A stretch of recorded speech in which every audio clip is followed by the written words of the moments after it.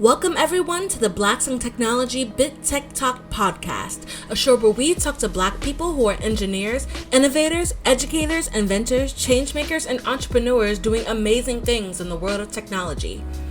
The Bit Tech Talk podcast is where they show how they are stomping the divide by sharing their stories, experiences, ideas, knowledge, and perspective on tech with the Bit community. Welcome everyone to the Blacks in Technology podcast, aka Bit Tech Talk podcast. I'm your host, Greg Greenlee. I'm also the founder of the Blacks in Technology brand and organization. And tonight we have our guest, Dominique Carney. She is brought up in a military family. She's from the city of Chicago, and she's had a very interesting tech journey. She graduated with a degree in anthropology from DePaul University. She then pursued a further education by earning a master's in human-computer interaction. And on top of that, she's had a very diverse career, from working in the finance department to become a database admin to cybersecurity to senior security analyst, and eventually settling into a role as UX researcher. We're going to get into all that. It's going to be fun. And now she's focusing on her skills in AI and security with a vision of becoming a subject matter expert and industry leader in the tech sector. So I want to welcome Dominique to the show. Welcome, Dominique. Thank you so much. I appreciate it. This is really amazing, Greg. Oh, you're welcome. You're welcome. I'm happy to have you on. Let's jump right into it. Why don't you tell us a little bit about yourself, a little bit where you're from, your education, and all that fun stuff. Yes, I'd love to. So you're right in the beginning. I was born in Chicago. I grew up in a military family. So my dad, he was in the military a year before I was born. So that's how that happened. Okay. And essentially we moved in different parts or regions of the United States. So most of my youth age period was in Madison, Wisconsin. So I lived on the base in Fort McCoy. So in case anyone from the Midwest, if they know Wisconsin, then they know where Fort McCoy is located at. And essentially Wisconsin, after high school. Wow, okay. Yes. Wait, what's the college mascot? The Badgers? Is that what it is? The Wisconsin Badgers? That is correct. Yep. That is okay. Mm-hmm. Yeah, okay. So, and of course you have Green Bay Packers. So. Oh yeah, I forgot all about the cheeseheads. Yes. And so right after high school, it's funny, I didn't mention this. I became a flight attendant for Delta. So wow, your journey is pretty diverse. Yes, yep. And part of it was because I couldn't afford to go into college, even though my dad was a veteran at that time. And my mom wasn't working at all at the time. I had to figure out how can I even get to school. So the way I was able to get to college was through scholarships. And those scholarships focus on me majoring in computer science and mathematics. So I've already had that inspiration as far as like technology and computing. And I can later talk about how that happened. But essentially, that's what brought me to Chicago. So I graduated from high school, went to DePaul University after doing the 2 years of working as a flight attendant at Delta. And essentially, I majored in anthropology because I wanted to understand people. I wanted to learn what it means to be who we are versus that whole strong technical background and not knowing what it means to be human. So that's how that happened. And so essentially, right after I graduated from DePaul, I was looking for work and I happened to end up falling into the finance department for the Chicago Public Schools Central Department. So if you're from Chicago, you know what CPS is. It's the third largest school district in the United States. And I happened to work in the head office or the headquarters there in the finance department. Okay. So while being in that role, I decided, hey, I want to get back into technology. I'm this anthropologist. I understand people, but unfortunately, my mom was asking me, well, what are you going to do with a job with an anthropology degree? By the way, you can do a lot of things with an anthropology degree. We have very diverse skill sets. And what's very important is that people don't know that anthropologists are known to understanding people behaviors, analyzing people, and doing the research. And that's what transitioned me to getting to graduate school to study human-computer interaction. So, what that Nice. encompasses is the study of anthropology or the study of sociology, and it includes technology, obviously, because you have to understand how do people interact with computers, how do Right. they interact with the devices. And because of that, because I had this love for technology, I figured, okay, I can go that direction. And that's later on is how I ended up becoming a UX researcher from that background. So that's my educational background there for you. That's not. Hey, that's an amazing journey. I assume that a lot of these larger tech companies, probably not even, well, I would say larger tech companies that are producing consumer goods for the broader public, they probably have someone who's an anthropologist, like within their company. They may have a few of them. Would that be kind of correct? You would say that a lot of people, I think what's interesting, Greg, is that most people who are in these big companies, whether it's in the tech Hmm. industry or in CPG, don't come with those particular traditional backgrounds. So, for Right. instance, a lot of people that I've met that are software engineers or data engineers, they came from a background of English for school. Yeah. And that's how you can understand with technology is something you can learn and develop and build over time. And that's really based on the most soft skills that we have today. So being in the industry, I've learned that you don't necessarily need to have like a degree in computer science to actually become a computer engineer, but you can be someone like myself that has that background of trying to understand people and learn people based on their behaviors and why, and asking those questions like why is very necessary when it Yeah. comes to developing any particular product or providing any particular consumer good product for the end user. So Yeah, I think that's an important thing to point out. I think we talked about it in one of our last podcasts, but I think it's important to reiterate and emphasize that the pathway to working in tech is not always through an engineering or computer science degree. And I think that's important to say because there's this narrative around like the particular person that is an engineer or that's in tech, like they look a certain way, they act a certain way, and then their background um, is engineering. They've been coding, since they left their mother's womb, that type of thing, and that's just absolutely not true. And we like to like emphasize that on our podcast because a lot of times within in the Black community, we don't have those type of beginnings, and it might not even have that level of training even through high school. So it's important to understand that hey, you can get into the tech game with a variety of different skill sets. So it's good to hear you exactly. you And you mentioned that. that's a really great point. I mean, I can definitely say what really influenced me to get into the area of technology. It did start off in a very early Hmm. age. Like I was in 5th grade and the first thing that I've learned was building a computer from scratch. So, I mean, I come from an era like, I was born in the mid 1990s where, technology was still trying to grow there and people were trying to understand. And then you hit Right. the early 2000s where like web has become a big thing. So now you see social media coming out like Facebook or I think beforehand like MySpace. But what's essentially I've learned is that everything that we build within the tech field is really comes down to all us being as human beings. A lot of those things are just natural skill sets that we have, and you don't necessarily need to have that Mm. strong technical background to be able to kind of Yeah. say, oh, I can develop this. I know for me personally, after learning how to build a computer, and this was from a mentor of mine's who background was like in English writing. And it was just something he was interested in and he just digged his fingers in it and then started teaching us us like 5th 6th graders how to build computers, though he never went to college for that. So you're absolutely right, there's no necessarily requirement to have those like strong degrees. If you have a passion, if you're Yeah. wanting to know more, if you're a person of curiosity, that's really all you Yeah. need. And that's me personally. I've always been this individual who's curious about things, trying to understand how did this come to be or why are we doing it this way. And I feel that since we all naturally like to learn things and want to learn things, it's possible to add that in the tech industry. Shout out to that person, whoever that person was that gave you that spark. I love hearing, kind of where that spark came from. And I always tell people, like, where the spark came from for me.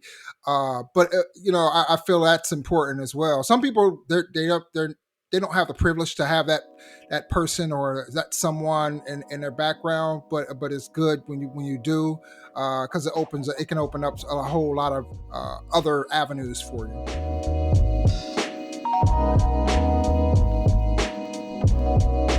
The BIT Foundation has established featured partnerships and programs with companies such as Amazon, AT&T, CompTIA, Techstars, and more to provide our members with the resources we want and need to thrive and succeed in this tech ecosystem. To learn more, visit foundation.blacksandtechnology.net. Join now, and remember, membership is free.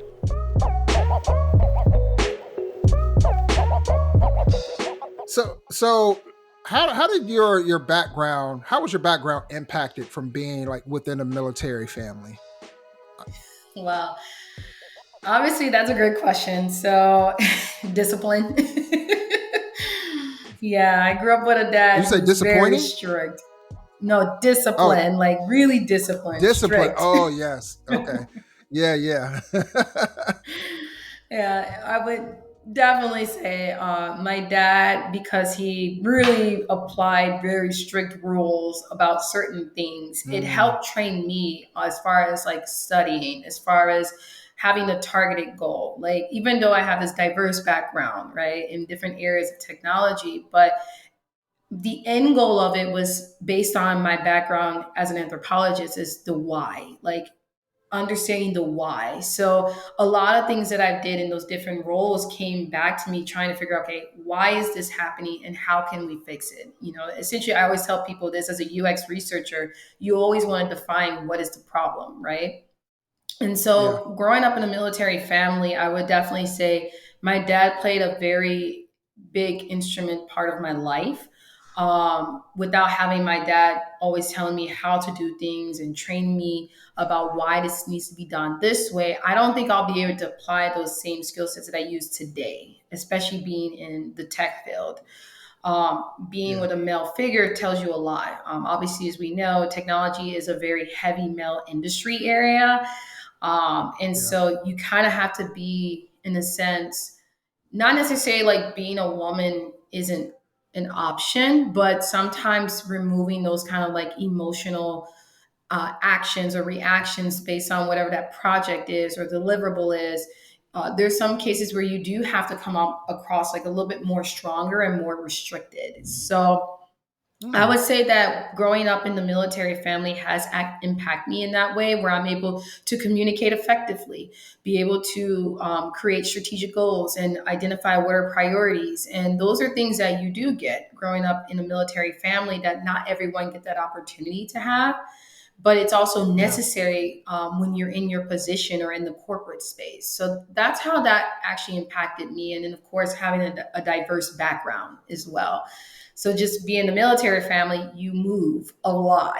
I've been to over 20 plus elementary schools. So a lot of times I tell people, I can't really be your best friend because I don't even know if I'm going to be here. So it definitely helped me out as far as having like diverse ideas and being able to see different opportunities that other people didn't get the opportunity to have. So Yeah, it sounds like it provided you with like all the necessary soft skills that a lot of people don't have the privilege of actually getting until they actually land in corporate America. And then, even then, sometimes it takes them a while because they usually have to find a mentor or a sponsor or someone like that to be able to gain that level of skill. And it sounds like being part of a military family, you were able to get that early on, as well as the discipline and the focus. And that's a huge thing. Like I'm trying to teach my sons right now about discipline and focus. And I'm not even the most disciplined and focused person. Like,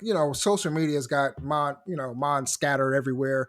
But I've been reading a lot more like books about how to become a master at something, how to become an expert. And one of the things or two of the things that they emphasize is focus, like complete focus, and discipline, like being able to go through this disciplined rigor of doing something, even if it's an hour a day, taking that hour and being totally focused on learning what you're trying to master.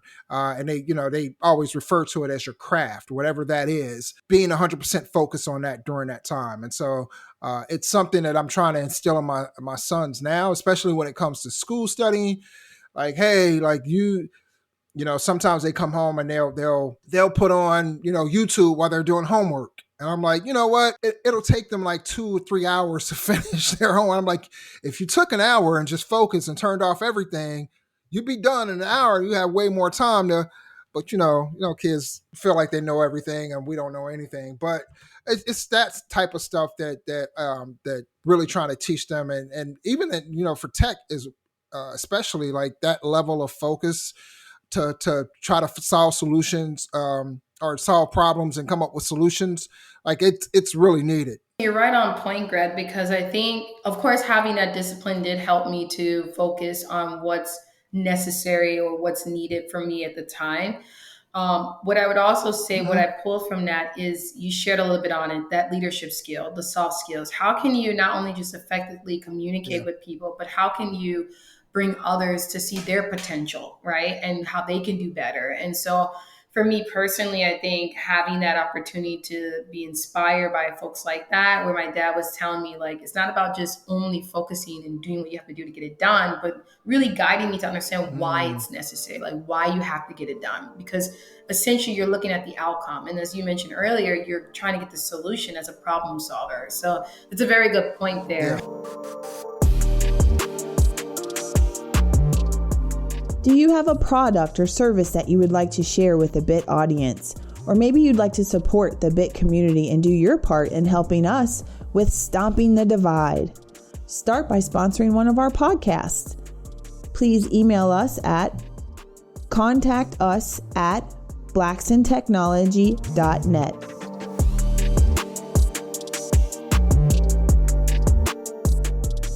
Your dad sounds like he was on point about a lot of stuff. Sure was. Shout out to Dad. Shout out to Pops. So you talked to us about how you kind of first became interested in tech. You told us about your educational journey. Well, tell us a little bit more about human computer interactions. Like, what is that? No, it's a great question. I get that question all the time. It's like people ask me, what is a UX researcher? So essentially, to give you a little bit more of like an academia perspective, human computer interaction focus a lot more on understanding the experience of individuals or humans and how they interact with technology, right? In other words, you're really trying to understand what causes a human being to interact or to basically based on their behavior, react the way they do when they're dealing with applications or with devices. And so as a student, my main focus was just trying to put myself in the shoes of the end user and be the person who's advocating for the user while translating what I know about the user back with the technical team. So let me share this for a bit. A lot of times as developers, because I used to be a web developer outside of work, developers, they only focus about the functionality and building the features within the product itself. So the engineer can understand the logic behind that application or whatever that product is. And they're like, okay, it works. But then you have the user who they're giving this to, and then the user's going through some complicated issues or not getting or understanding how that product works. So they're frustrated or they're confused and they just like, I don't want to use it.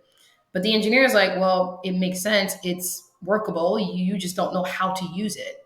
So that can be not bad, but that's not the best thing, right? So being in that field, you're really put in between, I call it like the mediator between the person who's the user and your technical team, who's like the developers or the engineers, right? And you're trying to translate from both sides and bring them together so that way you can have a successful product at the end. So that's essentially what that degree really focuses on. And you have a combination of courses that you take A lot of them is like psychology courses or anthropology courses or sociology courses, because you're trying to understand the human side of it. But then you have that technical side where the computer part comes in, where you see like design implemented, because you're trying to design some type of product, right? Make it visual. Right. And then you also have the other side of it where you're computing, you're doing the engineering, you're creating and developing what that product would look like and how it actually works. So that's essentially what that department or that field really focused a lot on. So that makes me think about a couple of things. I think it's towards the end. At the time, Palm Pilots were the big thing, right? And if you remember Palm Pilots, they had the stylus. And so Steve Jobs' assistant asked him about why he never included a stylus with, I think it was the iPhone at the time. And he said, simple, because then it frees up your hands to do other things. And it was like a very kind of simple idea, but it was something that it was almost so simple it was complex, right? It was one of those things where you're just like, oh wow, because when I heard him say it, I'd never even thought about it, but it gave you kind of a glimpse into how he thought, right? Like, and that user friendly. How do we make it user friendly? What's the psychology behind using this, and the whole human interaction thing, right, is what he embodied when designing his products. And so that just made me think about that. And if you've never seen the movie, go and watch it. Towards the end, you'll see it, and it's like that aha moment, because you see his assistant go like, "Oh wow, like how did no one ever think of that before?" So that's pretty cool. It's so amazing you use Steve Jobs as an example. Actually, his work and his thoughts obviously was a spark and awareness of what UX really mean, or what human computer action or human factors. There are many terminologies within that field. And Right. there's something he also shared within that in that movie that really stood to me, is that UX design is essentially what is the core goal to making any product successful. So that's the reason why Steve Yeah. Jobs actually worked together with his colleague, Wertzik is his name, I believe, because of that background that they had. So I think today that's the reason why Apple is such a successful product as far as loyalty to the Yeah. user, because of the interfaces, Yeah. because it's easy to use. You don't have to think too much. And there's still opportunities, of course, but what you're sharing is very valid. And it's essentially what became the core of what we call today is like the UX world. So, yeah. Gotcha. Yeah. Yeah. Amazing movie. Um, so let's talk about your journey in tech. Yeah. As we mentioned earlier, you had a very interesting journey in tech across a diverse set of disciplines in tech. And so I kind of want to delve into each one of them. Like I envision this as kind of being like kind of a speed round, but not super speedy, because they're, for one, you've had several jobs along your journey, and I kind of want to give people a glimpse into, you know, how'd you land that job? Why did you land that? Why did what were your job? What was your experiences like? So I'm going to start like at the finance department. Like, how'd you land that job?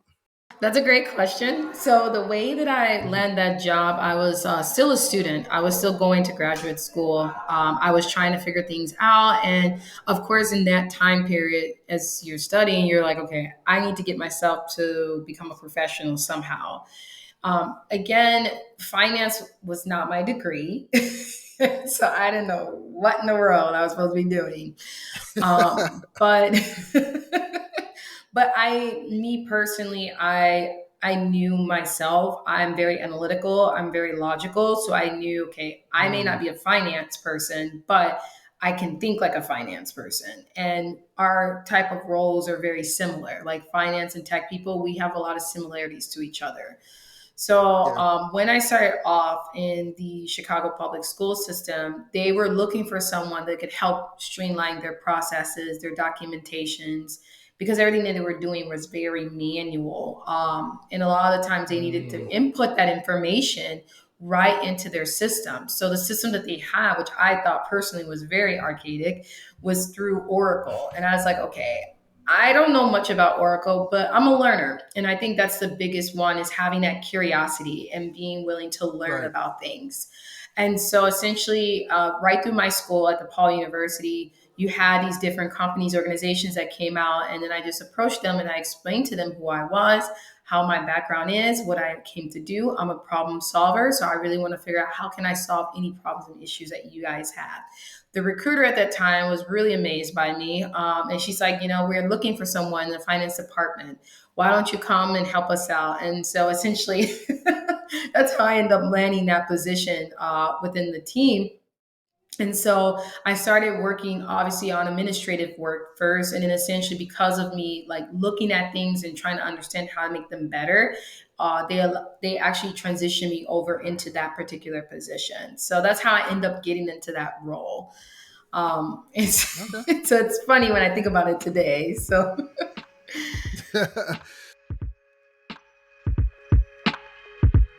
What's up, everyone? We hope that you're enjoying this episode of the Blacks in Technology Big Tech Talk podcast. Do you or someone you know have a dope story that they want to share with our BIT audience? Blacks in Technology is seeking guests to be on our podcast. We're looking to highlight the journeys and experiences of Black women and men in the tech industry. So if you know of someone, send them our way. Shoot us an email to contact us at blacksintechnology.net or click on the link in the show notes and fill out our form. We're looking to hear from you.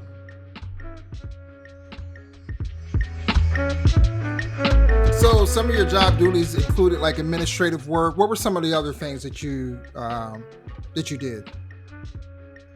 So within the finance department, I learned a lot about invoices. So that was pretty much new to me. A lot of that was like pulling those invoices, and uploading it within their system. So there were some things that I noticed about their system was that the way that it was so manual, you would have to type. So kind of like data entry, basically. It was data entry. Right. And I was like, well, this is not effective. Like this is going to be longer and no one wants to spend an entire day just inputting numbers and trying to track that information. It just didn't make sense to me. So I decided on my own. It wasn't part of the role responsibilities to really provide ways to streamline all of that. I initiated a business case and letting them understand how can we automate this system where we're not spending more time typing in numbers that could be done already through a bot, but we can focus on what are most necessary, like what are the other priorities. Because of that, they allow me an opportunity to lead one of their projects. And that's essentially how I was able to utilize my technical background and really just make it better. So the main focus of that role, of course, was just pulling in information, putting it into the system. But I wanted to look more beyond that because I'm a person that likes to initiate things and bring a huge impact that would help others. And that was essentially what I brought back on the table. So a lot of things that I was doing on the technical side wasn't really originally part of the role. It's what I brought out on my own.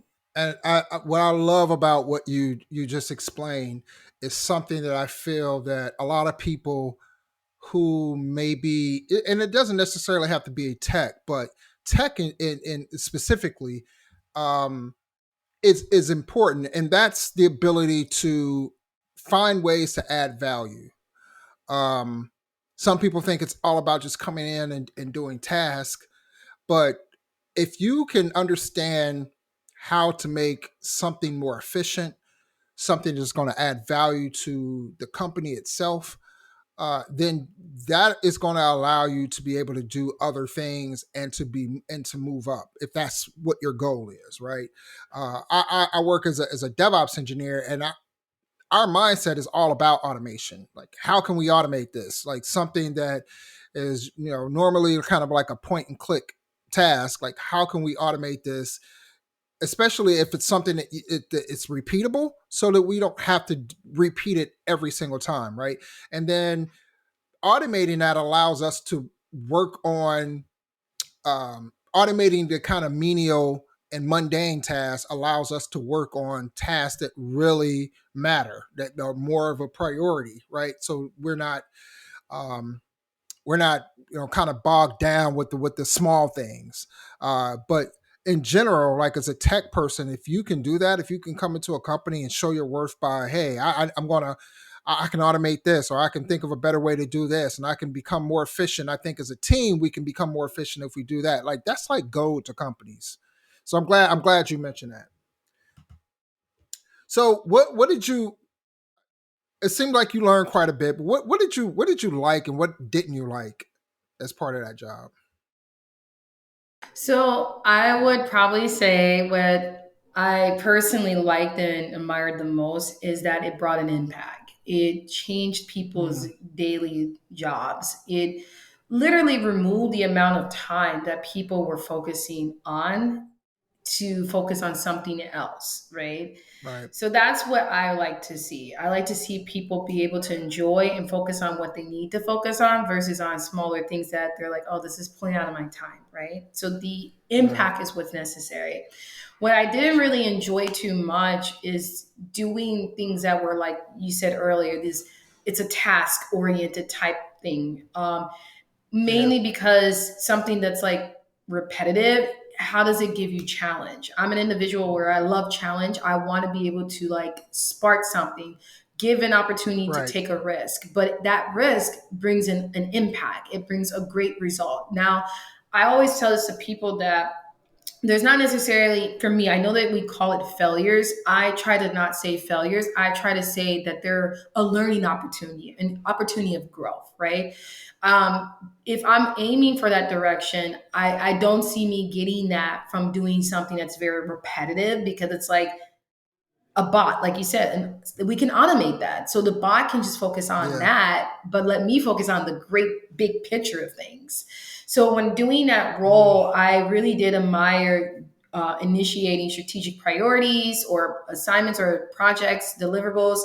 What I started learning though, and this is where I made that transition, is that there wasn't an opportunity of growth. There was an opportunity for me to bring what I value the most. And so I realized, so mm, like, this is my endpoint then. I have to transition somewhere else. And maybe this might fall into your, a question you may want to ask me. How did that transition me from being in the finance department to being a database admin for IBM?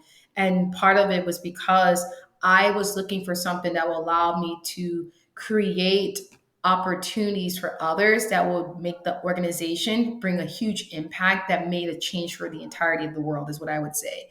And that's what I was looking for throughout my entire career life. So yeah, that's mainly what I've learned. It wasn't a great opportunity for me when I was in the finance department. I just knew that I right. didn't want to be stuck. I'm always looking to grow.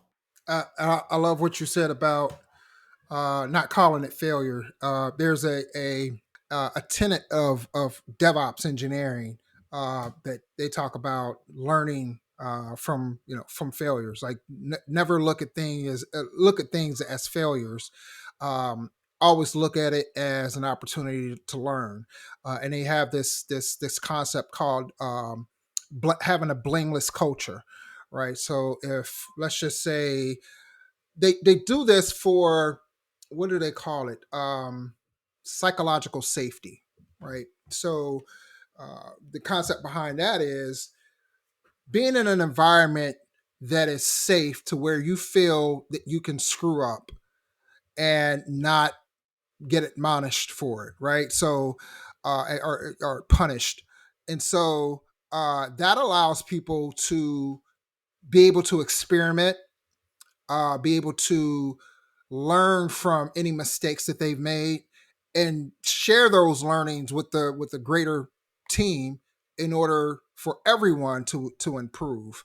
And so they all, and not only that, but once people or companies start to embrace failure, they will actually start seeing their company become safer, because what happens is once you, let's just say, make a mistake and you learn from that and you fix it, it's you prevent that from ever happening again, then you don't ever have to worry about that again, right? You start to create a safer environment for you to actually work in. So I And think you're on that's point very there, important Greg. for people. And you're on point. What you just said, it is exactly correct. Like, we're human beings, right? At the end of the day, we make Right. mistakes. There's no such thing as a human being Yep. born out of perfection and never make a mistake. I know that some people like to say, "Oh, I'm a perfectionist." Well, not necessarily, and that's where I can come to a disagreement for people calling themselves a perfectionist, because to become that, you have to make mistakes, right? And Right. so I think what you shared is such an important part, especially right now. I already can see what's going on with the job market and the industry. People are in this fear Yeah. about job security or having difficulties looking for opportunities. And we've seen what happened with the big tech companies doing all the layoffs and all. But I think one thing I'm learning is that as an individual who's a human being, where I know that I'm going to make mistakes, but like you said, but acknowledging that this mistake is part of being a human being, it does bring a sense of comfort. It does allow me to feel like, okay, then now I can do more than what I'm doing in my job. And that's where I see opportunities. That's the Yeah. reason why I have those diverse backgrounds in my career, because I'm looking at, okay, how many mistakes have I made? From those mistakes, what did I learn and what I can do better? And I think that's really important as like professionals, as human beings, is that we ourselves have to acknowledge the fact that it's okay and not kind of hurt ourselves thinking that I'm not supposed to in order to keep this job. Because if we do feel that way, then we have to question it. Does it meet my values as a professional? Do the organization understand what I believe in, and do we align with each other? And if that's not the case, then that means that it's not really you, right? It just means Hmm. there's another opportunity that meets for you. Yeah, I agree 100%. It's something that I try to, if I'm ever providing advice or mentoring someone, like I try to let them know, along this journey, just make sure that you continue to learn, because it's going to make you more marketable. And even if you're in a position where you're out of a job, um, it's going to allow you to have some sense of self worth, and know that, like, there's something I can bring to the table. And with that, like, especially when it comes to job searching, and some people don't find this out till later in their careers. I always tell people, like, this, it's when you're talking to a potential employer about a specific job or whatever, it's important to know what you bring to the table. It's important to know your experiences and what you've learned along the way, because this is a transactional thing, and it's not a one-way transaction. It's a two-way transaction. You've built up years of experience, maybe schooling as well, to be able to offer them a service, and your service is your experiences and your knowledge, to them, and in turn, they're paying you. So they're paying you for your services. And if you look at it like that, you then start to become a little bit more comfortable with who you are, and you start to not feel so much like you're just a number or just an employee. You know that you're a business, right? Yourself, you are a business. You offer a service, and your service, you charge a fee for it.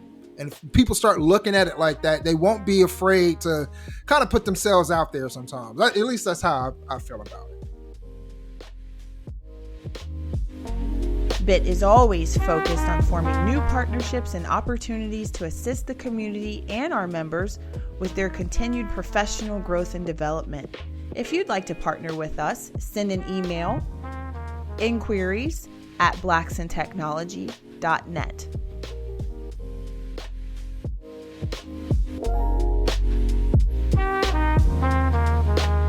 So let's move on to database admin. Like, what made you want to become a database admin? That was more like an introduction for me. I think during that time, like, I had the experience working at the finance department. I had this background as an anthropology student, and of course, getting my master's in human computer interaction.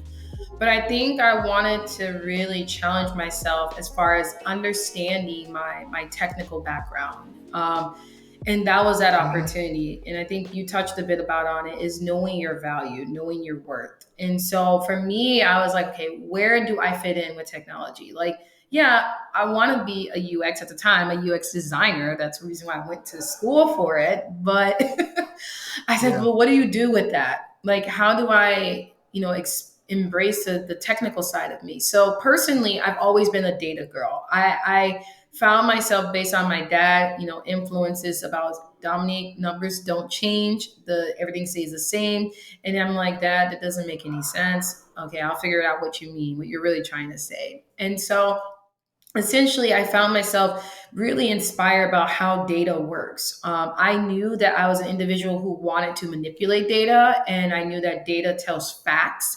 It can also tell a story, but a true Mm. story. But I just didn't know how to take that with me. And so essentially I had, someone reached out to me from IBM, and they saw me on LinkedIn, and they were like, hey, we're looking for someone with your type of background, right? And so having that conversation and speaking with the recruiter and telling them, okay, this is what I've done. These are my project works. This is how I'm a strategic individual. This is how I solve problems. And they're like, oh, that's really great. We're looking for someone like you that can help support the city of Chicago, because they had a project that they were trying to work on as far as the traffic system and the traffic ticketing process and everything.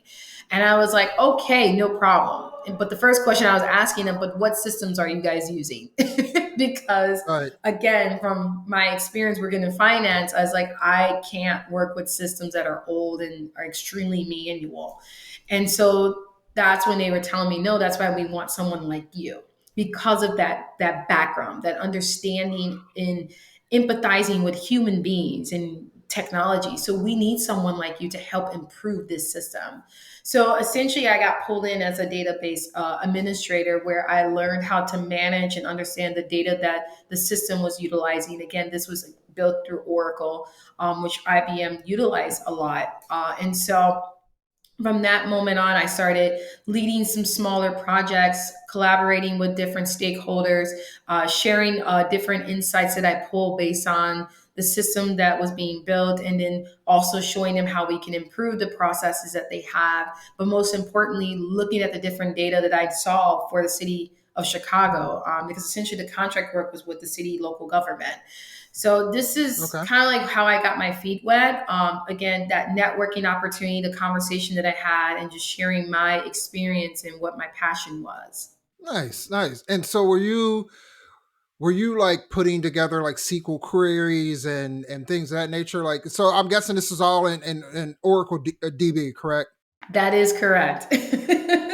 That's correct. Okay. Yes. So I will be honest, SQL wasn't the first thing I've learned. So I learned on the job. Okay. They were looking for someone that understood how to utilize the SQL language, also how to understand the SQL libraries. And so for me, I was like, okay, well, I know JavaScript. I learned JavaScript in college. I know Ruby. Right. So I know a lot of web development. But then I realized that it Right. was not different. And so a lot of that came from self learning. So I did a lot of like researching Mm. external resources. YouTube, of course, was like my best friend. And then just really training myself how to utilize this language and how to implement it within the project work as a database administrator. But a lot of it came with me connecting with people within the organization, because you can learn so much using YouTube University or what you've learned in academia. But the best way you can understand is developing that mentorship. So I did connect with people and use them as like my mentors to guide me on how I can make the best decisions and how I can understand and absorb what I'm learning to apply that within the work that I was doing. That's some great advice for up and coming people, or even people who are currently and are practitioners in the field. Leaning on more experienced people in within your team or in the company is it. I always tell people, like, because I run and operate the Bit community, and early on we've had different versions of ways to interact. Chat. We had embedded chat on our actual site. We did internet relay chat. Um, what else? We probably, and now we're on Slack. Um, and early on when I was like really, really always like on and talking to people and things like not so much nowadays because we have like, I don't know, tens of thousands of people in our Slack channel. Um, but early on, when a new person would join, and they let's just say they were new to tech or they were just getting into it or whatever, I would say make sure you ask questions. Like these are, experienced practitioners and experts. Lean on them. Don't be afraid. Uh, Mainly because like if you're afraid to ask questions, then you're stagnating or your ability to learn new stuff. And in a workplace, it's even more prevalent. I feel because you're working alongside these people, and sometimes people are afraid to speak up for fear that they may seem dumb, right? But I don't think that way. I think that in tech, there's no way possible that you're going to know everything, and the best most senior people out there are using Google as well, and they're leaning on others as well. That's how they learn. And so it's important for people to understand like that leaning on your like that should be something that is that people push it within the workplace, not something that should be frowned on or anything like that. And like I said, not everybody is going to know all the answers, so lean on your work colleagues, lean on people within your network to learn, because sometimes even watching YouTube videos or reading is not always going to unearth those those complex solutions for you. Like sometimes the jargon, the terminology that these YouTube videos or books use are maybe over your head. You might not know what they mean, and even if you look at the meaning of some of it, it becomes even more convoluted. Sometimes it just takes a human to explain it in layman's terms to some people. I know that's kind of one of the better ways that I learn is, hey, can you explain this to me? I'm like, yeah, oh, okay, that makes more sense now, as opposed to be, going down a rabbit hole of YouTube and Google for hours just to try to find it out. So take advantage of your work colleagues or your network to find answers. And you're So, absolutely correct there, Greg. I think a mhm, lot of times that fear does come, like you mentioned, about, do I appear like I'm not smart? Do I appear like, oh, what's wrong with you? Like you're supposed to know that. But you're absolutely right. yeah, There's no human being that knows everything. And you can yeah, only learn and grow by asking those questions. Actually, earlier today, I was going through a process of an interview with a large enterprise tech company. And the interviewer, he shared with me, he's a director in the marketing space, and he said that it's okay to ask questions. Just ask the right questions, because that's how you grow, that's how you develop yourself. I don't I expect agree. you to know everything, right? I don't expect you to jump into this job and just know exactly what to do. I do expect you to engage with other people from different parts of the organization and ask the right questions to help you bring the right opportunity or solution to really put into this work. So it's such an Yeah, important thing. And I think that's what I really want people to understand, especially as like Black people within the tech space. It's okay to ask those questions. You're not coming off as not intelligent at all. No one knows everything. And the yeah. best way to develop yourself as a professional is making sure that you do guide yourself with the right people that you consider as your mentors to ask those questions so that they can help you do better in your job. Yeah, 100%. I agree. Let's talk about cybersecurity. How did you get into cybersecurity? What was your journey into the land of cybersecurity? Yes. So the transition of it was a lot smoother. What happened was, after I finished my role as like a database admin for IBM, again, I was like, I'm a learner. I like opportunities. So I ended up leaving and going to a small accounting firm called Grant Thornton, which is basically the Mhm. parent company of Grant Thornton is EY that we know of today. And so they were looking Okay. for a compliance coordinator. And so I was like, okay, I don't know what that means. I don't know much about policies. However, I'm a technical person. I'm a curious person. I'm always wanting to learn. And so essentially, I was able to work at Grant Thornton, and that's when I started understanding the role of being that investigator. Because as a compliance coordinator, I had to make sure that the accountants were providing implementing integrity, basically, that they were getting their CPE credits or their credits that they need to have in order to keep their licensing was meeting based on the requirements of the organization to still be an accountant for that company. And so because I was so new to it, I was like, I don't know what any of this means. So I need to do my research. I started communicating with people, talking to people that was in the cybersecurity space. I started asking questions about what are the different frameworks? How do I apply that within this role?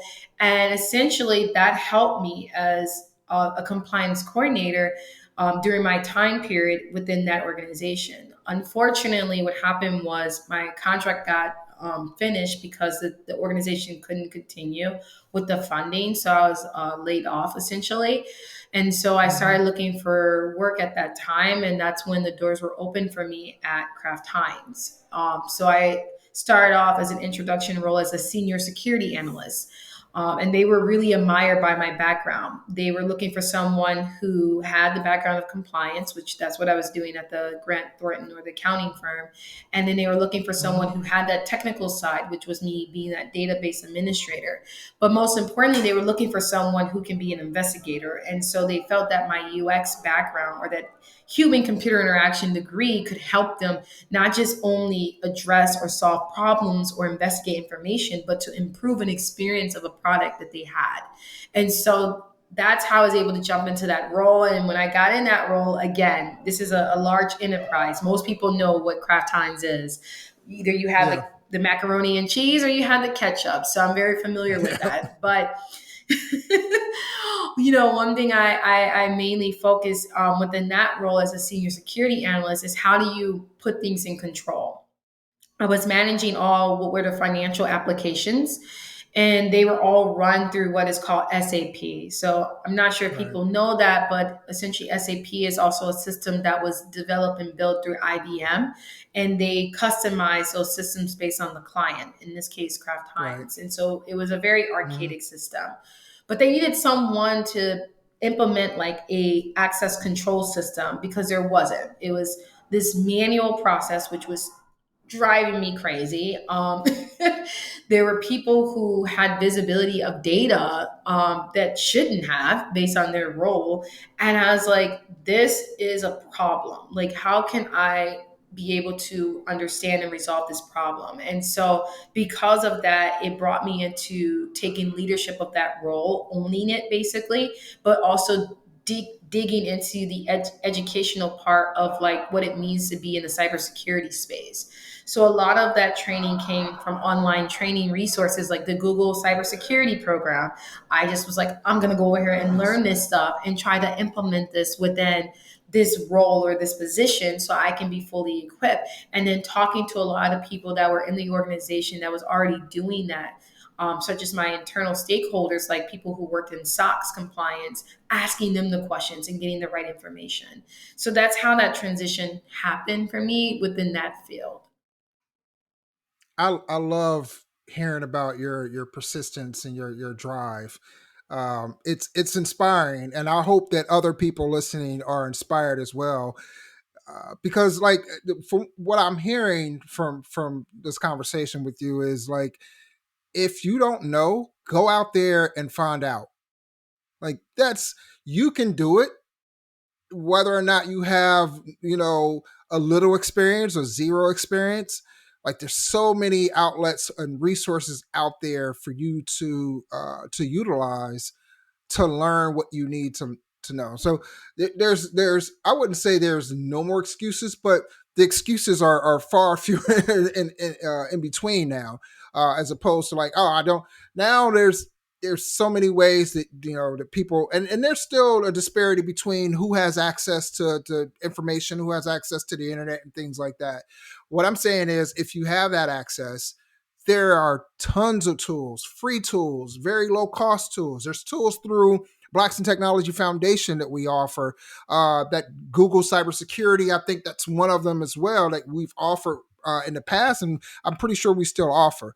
And so there's ways for people to get into this space, even if you have zero experience or zero knowledge about what any of this means. But what's important is that you have that persistence. Like you go after it, and even if you feel like there's a roadblock, like find ways around it and lean on your network. I like what you said about talking to other people within the company who's done the job. Like, lean on that. Lean on your community, the Blacks in Technology community, for instance. Tons of people across a ton of different disciplines in tech that you can go and you can lean on and say, hey, we have a mentorship program as well. I'm doing some self-plugging here, but I'm just trying to emphasize the point that you're making around going out there and getting it if you want it. And I think that's very important for people who are looking to get into tech or are already in tech to consider. So thank you. And Thank you for that, for sure. No, and you're right on point, Greg. I think that's what we have to self motivate, essentially. It can sound Yeah. very like difficult, or it can sound very like, oh, is it possible? I didn't go and learn this stuff in school. I don't, like, for instance, there are some people who don't have a degree, right? But actually, a lot of people that I've encountered being as a professional, whether it was in, working at Grant Thornton or at IBM or even within Kraft Heinz, like, I met people who didn't go straight to college. A lot of that stuff they learned on their own. I mean, Yeah. if we think about the most greatest technical figures such as Bill Gates and even the late Steve Jobs, they didn't finish college. They left college, they dropped out. Yeah. But guess what they did? They literally invented and invested in these huge enterprise places or industry that we know today. I always share that because I Yeah. think about some of those people, what allowed them to be where they are today. And I'm pretty sure they could say the same thing I'm saying, is that as long as you have a passion, as long as you have a goal, and as long as that's your direction, and that's where that discipline comes in, then no one can tell you that you can't Right. do it, right? Obviously with my Yeah. background, I've touched on so many different things in so many different types of industry. And because of that diversity that I have, people are fascinated and they're trying to figure out, okay, wow, how did you get there? But now I came to this point where I do want to focus a little bit more on my current experience and what I do know. And that's really what we talk today about, like AI and security, because that's essentially what's very important to me at this point right now. And then essentially, how can we utilize that where it doesn't the cause or create what we know as like the unconscious biases in our society. So that's the reason why I always push people to always follow your passion. If you know who you are, you know what you can bring, then no one can tell you that you can't do that at all, you know? Yeah. Yeah. I agree. And I want to be careful about what we're not. I want to be careful in how what we're saying is being portrayed. I don't want people to somehow feel like, oh, you're trying to be elitist, or you're. I know there's a thing called like I can't remember the exact terminology, but it's called survivors something. It's where like, oh, like, if I'm a tightrope walker and I can walk a tightrope, and then I get off and say, yeah, anybody can do it. That's not what I'm trying to do is break down this misrepresentation that you have to have like this computer science degree, or that you have to be of this race or this ethnicity, or in order to make like Blacks in Technology. Our tagline is stomping the divide. The representation that we present here on this podcast, on our site, everywhere, is just a reminder that you can do it as well. If I can do it, and I'm from the same place, same background, or common background as you are, then with the help of the community, with the help of other resources, you can do it as well, right? It's all about leaning on your network and having that persistence to go out there and do it. And we're just trying to be, positive representation of what you can do, right? So I just want to clear that up in case people are like, oh, they think they're better. Because some people think like that. And I don't want to ever give that off that impression that that's what I'm trying to say, right? Like that's not it at all. But I do want to talk about your journey in security and AI because you based on your bio, you're on that journey now. Like what skills are you looking to acquire, and what are you doing to prepare for a career in AI and security? So the first thing, obviously, is that learning component. It's always great to at least build your understanding about the industry. I know Mm-hmm. recently, for the past like 2 or 3 years now, you hear this conversation about AI, AI, AI. It's as though they are saying AI is Yeah. going to take the world, right? AI will not take the world, but what I mainly am doing right now is I am networking with people who are the industry leaders. About a couple of months ago here in Chicago, I went to a cybersecurity summit where you have all these speakers who talk about the different components of cybersecurity. What is the main focus? One of the speakers, he worked at the FBI, and he was really trying to explain to people how you have these like scammers or these people, these like who want to scam individuals, that's utilizing AI today to do it. So it's like you might be on the phone thinking that's your daughter, and she might say something that it seems like she's in harm's way, but in reality it's a scammer who's using AI that's able to capture your daughter's voice Wow. and convince you so you can pay this large amount of sum to this scammer, right? So I feel that that's really important to understand what's going on in the current industry. And that's the first thing that I'm doing right now. I want to make sure I get very familiar about what are the frameworks, what are the principles, and how we can bring, people to feel the trust when it comes down to protecting their information. Specifically, me, it's more like the data integrity, the data protection, the data privacy, right? And of course, that's also a big part within organizations like the financial institutions, like banks. But Right. most importantly is getting familiar about this whole conversation of AI. Like, what does that really mean? How can we work with AI to help for the best, or to bring the great good, is what I like to call. And so with Yeah. what I'm doing currently is that I've been going to events such as here in Chicago, we had the Women Impact Tech, where I was able to join in Mm. sessions and workshops that talk a lot about the AI or artificial intelligence. Especially I'm working on projects outside of my own professional background, but working on projects that are looking to understand the algorithms and that are used to create this AI. And so again, that Mm. comes with talking to data engineers and seeing how they create those algorithms and those formulas. It comes Yeah. with talking to the data scientists and getting familiar with their work. But essentially that's the beginning part of what I'm doing, is learning and understanding those concepts and how those are being utilized in today's industry. And then essentially be able to talk about it and apply that within project work to make sure that people do feel like comfortable, or that they trust the work that's being done. So those are the journey that I'm actually going through right now. And essentially, of course, being able to utilize my skill sets within the actual tech industry.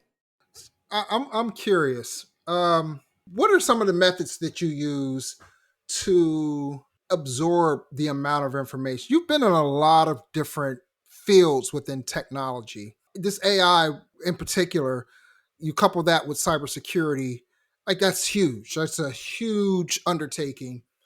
What are you doing? Like, I ask this because some people rely on notes, some people rely um on just watching videos and remember, like, what's your method for absorbing all of this information and then organizing it in a certain way that you can actually like be able to utilize it and it stay with you? That's a great question. I think we all can have, and I'm glad you asked that, Greg, because even within a community that I'm in right now, I'm pretty sure you're familiar with it, but it's like a initiative that's brought from Google called the Tech Equity Collective. And so I Okay. participated as in their app, which was called like the Black Genius Academy, or yeah.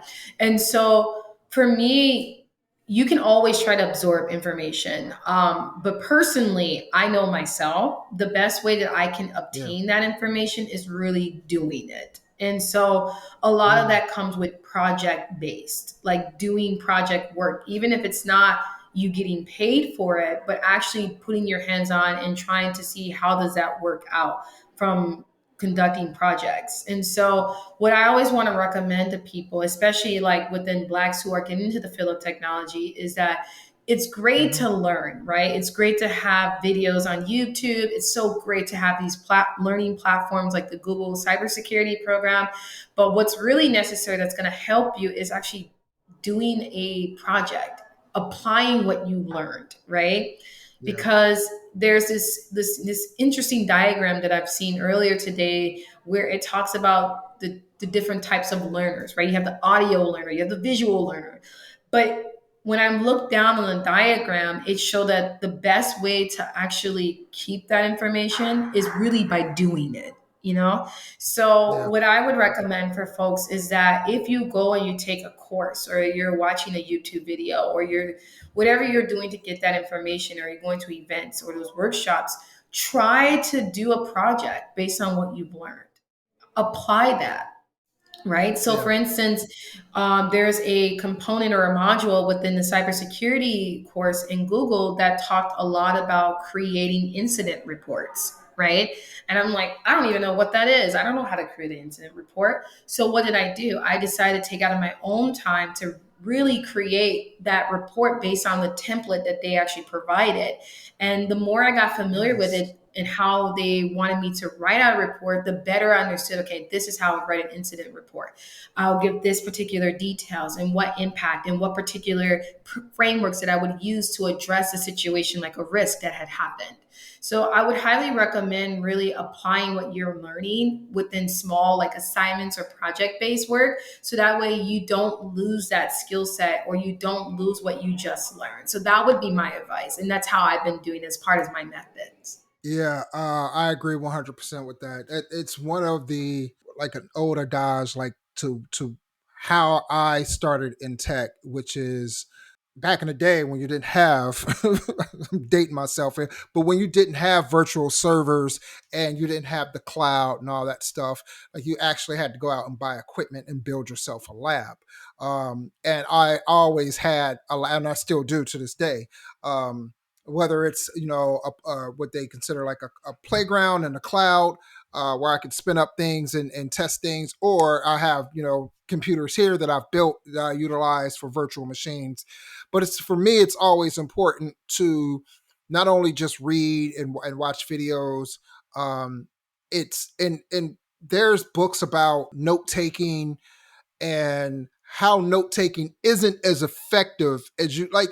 I say this: note taking and like highlighting. Like there are studies that show like that's not as effective as you think. Like you might think that you're just reading it and I get that, and you highlight it, and then when you go back and you see it, I do remember that, but you actually don't. It's that you're looking at it right then, and it's kind of triggering this memory of you reading it before, and that's all that really is. The only way really to actually ingrain that into your brain is through a couple of things: repetition, intermittent or interleaving of the knowledge, but then actually applying it and doing something with it. Like all the greats, and I'm not just talking about in tech, I'm talking about across all disciplines. They will tell you that repetition, interleaving of the skills and actually applying that is what makes them an expert in what they do. So I'm glad that you brought that up. What advice, if you had one piece of advice to give someone pursuing a career in security, what would that one piece of advice be? Just ask yourself what is valuable to you. You know, one a piece of advice that I've learned today is this module or this framework called V2 Mom. Mhm. And I laughed because I was like, what is that? But to give you an understanding of what that means, V2 Mom meaning Yeah. like there's the vision, right? The vision. What do you want to achieve, right? There's your values, meaning what's important to you, right? There's the methods, like we talked about earlier. How do you get to it, right? And there's obstacles, meaning what are those things that may be a challenge or preventing you from becoming successful, right? And then Right. essentially later on, you would measure it, meaning how do you know that you actually achieved it? So for someone that's getting into Mm. cybersecurity, that's the module or the framework that I will provide, because this is what was shared to me based on someone that was talking to me about the role that I was interviewing for. And I'm like, that makes a lot of sense. It all comes down to what's valuable to you. If it's valuable, then you're going to make effort because you want to make sure that you achieve something that brings a huge impact. So that's a Right. piece of advice I would give someone. If you're getting into cybersecurity, ask yourself, what is it in cybersecurity that's valuable? Why are you wanting to do it? What is going to motivate you? So that way you're not just doing it because of a job or because it's a trend or that people are making a lot of money, but it's essentially because you want to protect people. You want people to feel safe and comfort in their own homes with their own data, whatever Mm. that is. So I would always give that advice, regardless of it's cybersecurity or any field or any part of the tech industry, is understanding what's valuable to you and why you want to get there. I love that. I've never heard of that module before, but I'll definitely remember it for sure. I love that. So where do you see yourself? We've mentioned this before. You've had a slew of different jobs and different tech disciplines. Like I don't want to say I know how old you are, but you seem relatively younger than me anyhow. So, and it seems like you're kind of this chameleon, like you can adapt to whatever like you want to do or your environment. Uh, so I preface that with that to ask, like, where do you see yourself in 3 to 5 years? Like, if you're doing like the whole AI security, you've done the DB admin and everything now, kind of, what do you see yourself transitioning to or doing later on? That's an amazing question because I didn't know this answer until last year when I went to Afrotech at the conference in Austin, Texas, and I saw what other people were doing.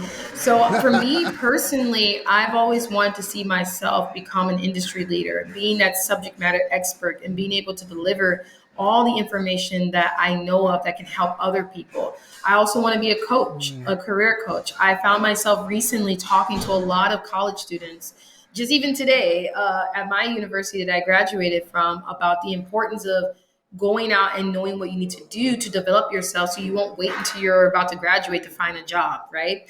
So I see Mm. myself being Right. that industry leader that's providing all the project work that I've done and providing the necessary opportunities or learning like advice that can help other people. So I say this because last week when I went to the Women Impact Tech, I got the chance to see Hmm. women who are in positions like director or who are leaders that were being their authentic self, saying, yeah, I was a divorced lady, got 2 kids, but I'm doing this job. And I'm like, wow, I feel very Nice. humanized at this point, right?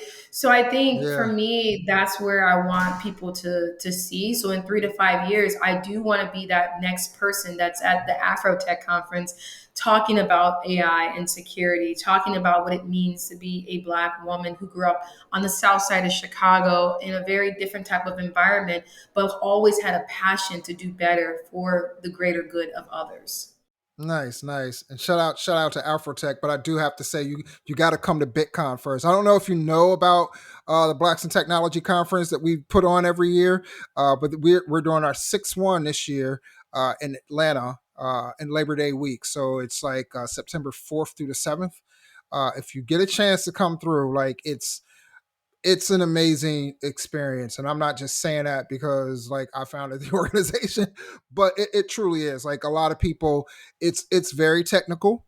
um so you're gonna feel right at home with your tribe of engineers and like we cover so many tech disciplines that you're gonna feel right at home no matter what discipline that you're in at the time.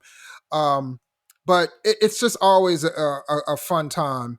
BitCon, and then hopefully, like one day you'll come and speak as well. Like we're always looking out for speakers and people that come and share their expertise on our stage. So I put that invite out there as well. So um, let's talk about real quick. What are some of you do all this amazing stuff within tech? What are some of the things that you do to have fun, like non-tech things that you do? Like, how do So you I'm blow glad off you asked steam? that. Yes. So, What's as that? some people may know me, they know me. As some people may know me personally, I am a woman of faith. Mhm. So I am a member. I Okay. attend the World Mission Society Church of God. So that's the church that I attend, and so Okay. I've been going to that church for about 11 to 12 years now. And so I think having that structure or that foundation of faith is very necessary because, again, we're Mm. all human beings, but most importantly, it gives me a sense of hope through a lot of situations that could happen, right? So Right. part of me going to my church, I've learned a lot about myself as an individual, about what I need and what I value the most, and how I can see people as human beings. And so I really pride myself being a member to the World Mission Society Church of God. Now, to add on to that, I'm also a volunteer, what I call myself, environmental activist, where I'm part of a nonprofit organization called ASA's WOW, which essentially means Save the Earth from A to Z. We are one family. And so this nonprofit organization actually it's consisted of young workers like myself that are also Hmm. members who attend my church as well. But we focus a lot on the United Nations sustainability goals. And so a lot of the volunteer Mm. work that we do consists of environmental cleanups or having the environmental forum. Actually, last year I had an opportunity to go to South Korea and present on a topic about the planet Green Earth that was essentially important because it talked a lot about what are some of the main factors that's causing climate, change. And so I don't think a lot of Right. people know the importance of sustainability. I think even working in corporate, there's still this like black and white gray area. I would probably say more like gray area of what it means for an organization to Mm. be socially responsible when it comes to the earth itself and other things. But because Yeah. of that, I'm so involved with doing that, I essentially became more of an expert in understanding how to explain to people the importance of what we can do from the small steps, such as plogging. People don't know what plogging is. Plogging means I've you never go heard of it. outside, right? Plogging essentially Never heard of it. I know a lot of people they haven't, but plogging is basically, whether you're jogging or even just walking, you during a time period, you just pick up trash on your way. It's a small step, but it brings a huge impact, right? And so that's what I do to kind of like blow off my steam, I guess you can call it that. But it gives me a sense of Yeah. joy and accomplishment because I'm doing something that's going to impact the entirety of the world, even though it's very small. So those are the things that I Yeah. do outside of like the professional world. I really focus a lot on my faith, and I focus a lot on being an environmental activist while I'm in society. And then, of course, I also like to Very nice. eat. I'm a foodie. So if you're from Chicago, everyone knows Okay. Chicagoans are foodies. So I do hang out with my friends. I go out and eat in camping and also like traveling. Like I went to South Africa as well. So I've done a lot of things to really Nice. balance like that work life balance that it's necessary for me to be functional as a human being. So yeah. Very nice. Very nice. I wouldn't consider myself a foodie, but I do like food. I do like trying different things. Like my wife is like she's not like that at all. Like neither is my son. They won't try new things. Like I'll see something. I'm like, oh yeah, you say it's good. Let me at least try it, right? Like so, um, not a foodie, but I like food. I like watching Food Network if that counts. I love Food Network. Um, there was something that you touched on. I did want to talk about briefly, or I not really talk about. I guess I just kind of want to add my opinion about it. And when it comes to, you say you're an environmental activist, and I was talking to my son about this the other day, and it's something to me that seems real simple that sometimes I feel is missed in the narrative around climate change. Is that you hear this phrase that, oh, you're going to kill the earth, and I'm just like, nope, you're not. You're going to kill everybody on it, but the earth will still be here. Believe me. Like I wish that whole narrative would change, and so people will understand, like, the earth is not going to go anywhere. Like, if it overheats, it's going to overheat and might be more like Mars than anything else. But just like Mars is still there. The planet is still there. The earth will be here. It just won't be inhabitable by anything, right? Like, so I wish like that the climate change industry, and maybe they have, and I'm just not in tune to it, but I wish they would just change that a little bit so the impact of the words would be felt a lot more. Because then you won't have all these people, the climate change, it's not going to do this, it's not going to do that, and it's just like, look, like, it's going to kill us. It's not going to kill the earth, but it's going to kill us. Like, so let's start cleaning this up. Anyhow, that's my spill on it. How can people follow your journey? Like, what's your, do you have social media? And if so, how can people follow you and learn more about what you're into and things that you're doing? Yeah, of course. That's a great question. So if you always want to learn like what I'm doing as a professional, how I'm developing myself, or even about like blogging, you can follow me on my LinkedIn page. You can connect with me. It's Dominique Carney. You can't miss it because I'm the girl with that reddish dyed hair. I'm not with red hair now, but that picture of me does have red Okay. hair. So you can't miss the phase. And you can also follow me on Instagram. It's dcarney90. I will be transitioning over that Instagram though, to a little bit more that's personal for me as a professional. But I would definitely say, please follow me on LinkedIn. I'm always open to connecting. I'm always open to talk. You're going to always see some type of career advice, whether you're in university or if you're a mid-career person like me, looking to look towards more leadership roles, or even if you're a leader and you want to learn something from someone like myself. I'm always open on LinkedIn. So feel free to reach out, and I'm always happy to connect and talk more. Excellent, excellent, and we'll definitely put those links in the show notes so people can click on them and follow you. And I just want to say that I definitely see you as a career coach as well. Like, I think that's in your repertoire. Just hearing the way you talk about things and the way you navigate and maneuver, like, I can tell that your advice, like, you can give that level of advice and people will benefit from it. So I think that's definitely in you, and I wish you luck on that as well. I do want to say, like, thank you, Dominique, for providing us your time tonight and giving us your insights and telling us about your journey in tech and everything that you're doing. I think it's been a very interesting conversation. I think you've had a very interesting career, and we'll definitely connect later on and hear more about what you're up to. So I definitely want to say thank you. Definitely. And thank you so much, Greg, for bringing me on here. I appreciate it a lot. You're welcome. You're welcome. And take care. Thanks. Thank you, everyone, for checking out this episode of the Bit Tech Talk podcast. If you liked and saw what you heard, smash that like button and subscribe to our channel and stay in tune with us for our next episode.